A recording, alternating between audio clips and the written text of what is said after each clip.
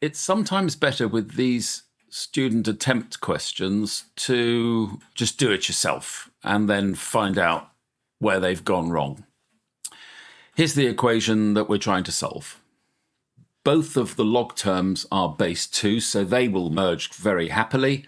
We've got a 2 in front of this one, so we can use the power rule to pop that 2 up so it becomes log of x squared. Then we can use the division rule, where 2 logs being subtracted can be turned into the log of a fraction, one term over the other. First of all, let's use the power rule on this first term, and we get log to the base 2 of x squared minus the rest of the expression.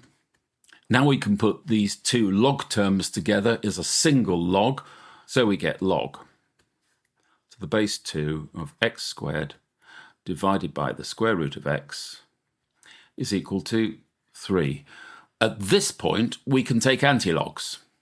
The antilog of the left-hand side will become just the fraction in x's that we've got here. The log effectively disappears. Now, because we're anti-logging with respect to base 2, this 3 needs to be set as an index on the base of 2. So let's do that. So therefore, I've got, taking antilogs, x squared over the root of x is equal to 2 to the power 3. So x squared minus x to the half is x to the 3 over 2, and this equals 2 cubed. So therefore, x to the 3 over 2 equals 2 cubed.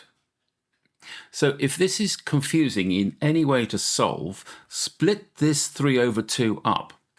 This is x to the half, which itself is cubed, and that's equal to 2 cubed. Well, if you now take the cube root of both sides, the cubes effectively just disappear. The cube root of x to the half cubed is x to the half. And the cube root of 2 cubed is 2. And to get rid of this half, we need to square both sides. So it'll be x to the half squared is equal to 2 squared.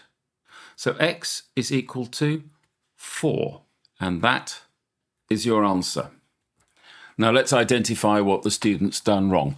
Well, the first mistake is here. This should have been x squared. Then if we accept this line to be correct, yes, that is correct, and yes, that is correct. In anti-logging, this should be x, which is correct, but this should be 2 raised to the power 3. So there's the other mistake. So there are the 2 mistakes that the student has made.